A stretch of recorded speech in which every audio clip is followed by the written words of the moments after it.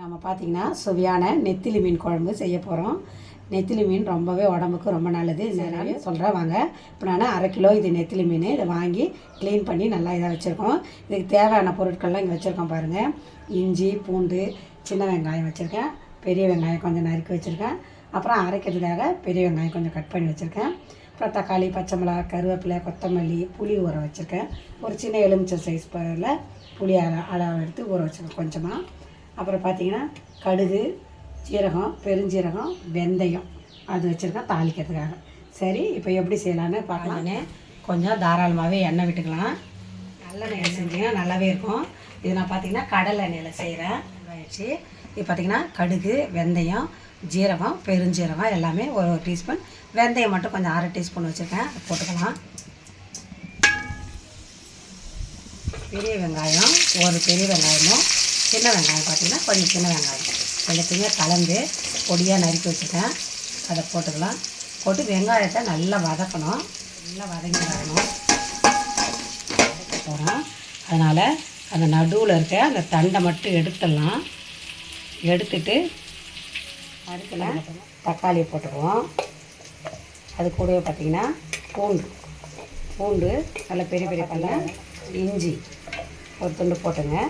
அப்புறம் ஒரு மீடியமான சைஸில் ஒரு பெரிய வெங்காயம் கொஞ்சம் கட் பண்ணி வச்சுருக்கேன். அதை போட்டுக்கலாம். எவ்வளோ காரம் தேவையோ அதுக்கு தகுந்த மாதிரி மிளகாத்தூள் போட்டுக்கலாம். இதிலே மல்லித்தூளும் போட்டுக்கலாம்.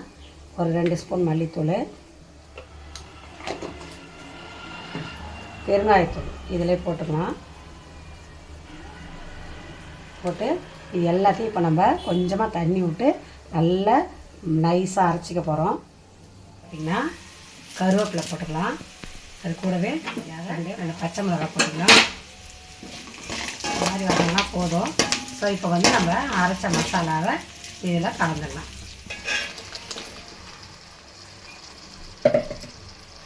இதை கொஞ்சம் நல்லா உப்பு போட்டுக்கலாம். உப்பு போட்டுட்டு அந்த புளி கரைச்சி வச்சுருக்கேன் அதை அப்படியே ஊற்றிடலாம்.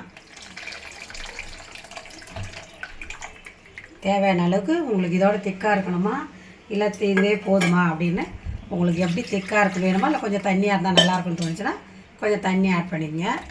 ஆட் பண்ணி நல்லா கிண்டி விட்டுருங்க. இது ஒரு 10 நிமிஷம் நல்லா கொதிக்கட்டும்.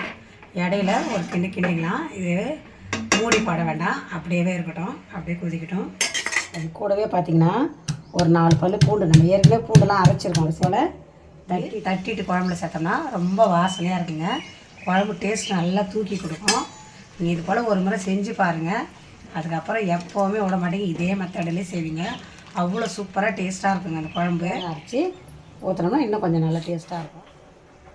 தேங்காய் நிறையா வேண்டாம், கொஞ்சமாக தேங்காய் போட்டுக்கலாம்.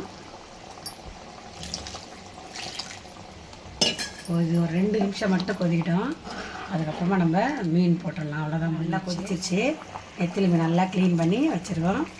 நெத்திலி மீனை உள்ளே சேர்த்துக்கலாம். நெத்திலி மீன் சேர்த்து ஒரு 2 நிமிஷம் கொதிச்சதுன்னா போதும்.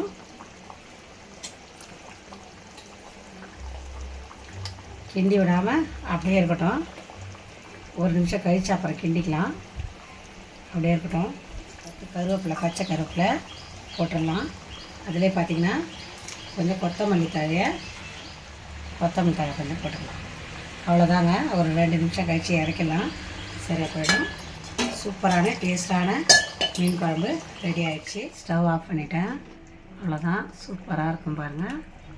சாப்பிட்டு பார்த்து இட்லி, தோசை கூட சாப்பிட்லாம். நல்லாவே இருக்கும். வாங்க.